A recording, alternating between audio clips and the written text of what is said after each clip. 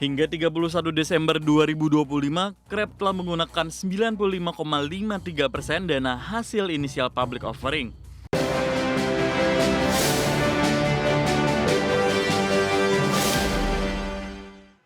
Pemirsa, PT Toba Surimi Industries Tbk atau Krep melaporkan hampir seluruh dana hasil penawaran umum saham perdana telah digunakan hingga akhir Desember 2025. Dari total hasil bersih initial public offering sebesar 55,22 miliar rupiah, sebanyak 52,75 miliar rupiah telah direalisasikan untuk kebutuhan perusahaan. Hingga 31 Desember 2025, Krep telah menggunakan 95,53% dana hasil inisial public offering. Informasi ini disampaikan dalam keterbukaan informasi Bursa Efek Indonesia pada 5 Januari 2026. Sebagian besar dana IPO digunakan sebagai modal kerja dengan total nilai 52,10 miliar rupiah.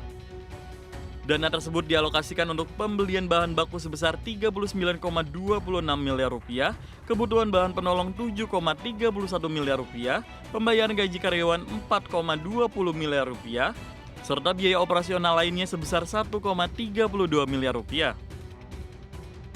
Selain modal kerja, Krep juga menggunakan dana inisial public offering untuk pengadaan kapal laut sebesar 650 juta rupiah.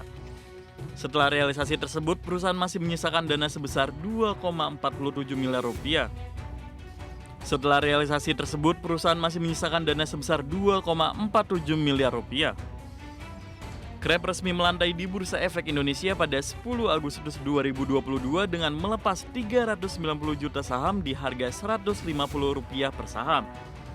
Dari aksi tersebut, perusahaan menghimpun dana bruto 58,50 miliar rupiah dan setelah dikurangi biaya penawar umum 3,27 miliar rupiah, hasil bersih inisial public offering tercatat sebesar 55,22 miliar rupiah. Tim Liputan IDX Channel.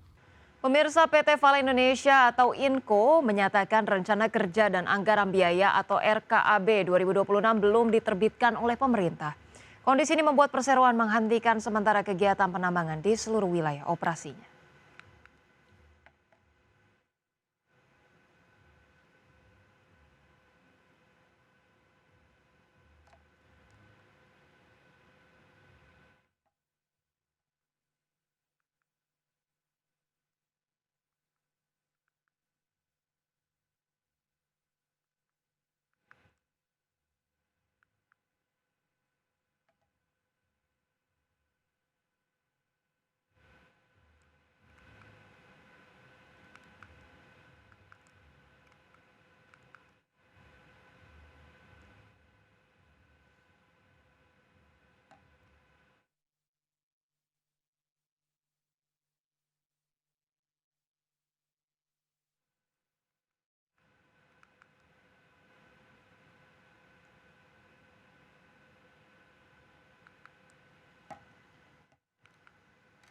PT Vale Indonesia Tbk mengungkapkan hingga awal Januari 2026 RKAB Perseroan belum mendapatkan persetujuan pemerintah.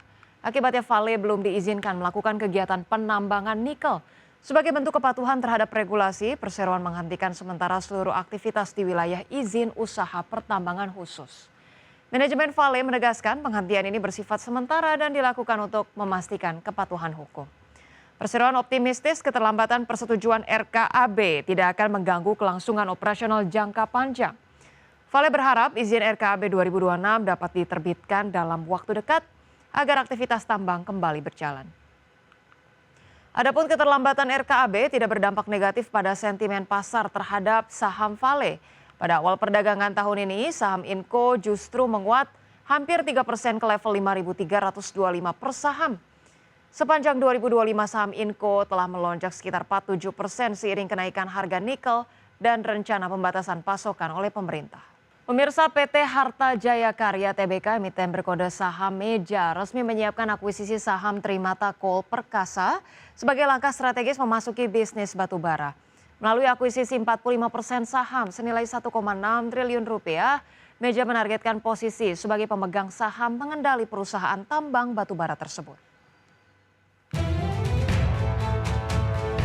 PT Harta Jaya Karya Tbk atau emiten berkode saham MEJA resmi menyiapkan akuisisi saham PT Trimata Kol Perkasa atau TCP. Langkah akuisisi ditandai dengan penandatanganan perjanjian bersyarat antara pemegang saham pengendali Meja dan pemegang saham pengendali TCP. Kesepakatan awal tersebut ditandatangani pada 22 Desember 2025 dan akan dilanjutkan sesuai ketentuan pasar modal. Dalam kesepakatan awal, Meja akan mengakuisisi 45% saham TCP dengan nilai transaksi sebesar 1,6 triliun rupiah. Pembayaran akuisisi akan dilakukan secara bertahap sesuai dengan skema yang telah disepakati oleh para pihak. Direktur PT Triple Berkah bersama Noprian Fadli menjelaskan, porsi saham yang diakuisisi telah memenuhi syarat untuk menjadikan Meja sebagai pemegang saham pengendali TCP. Noprian juga menegaskan, tidak terdapat hubungan afiliasi antara PT Triple Berkah bersama dan PT Trimata Kol Perkasa. PT Trimata Kol Perkasa dikenal memiliki aset batubara berskala besar di Sumatera Selatan dengan luas konsesi sekitar 11.640 hektar. Berdasarkan laporan GORC, estimasi sumber daya batubara tertambang mencapai 693,7 juta ton dengan nilai kalori di atas 5.000 kilokalori per kilogram. Berdasarkan rencana kerja dan anggaran biaya yang telah disetujui, TCP mengantongi izin produksi batubara periode 2024 hingga 2026 dengan total volume 2 kkma 6 juta ton.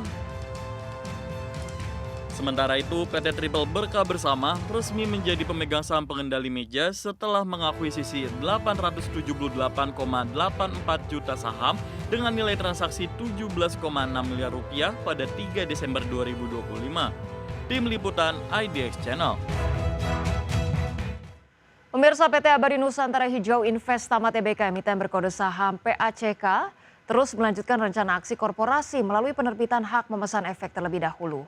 Aksi rights issue ini dilakukan setelah perseroan mengantongi pernyataan efektif dari Otoritas Jasa Keuangan pada akhir tahun 2025.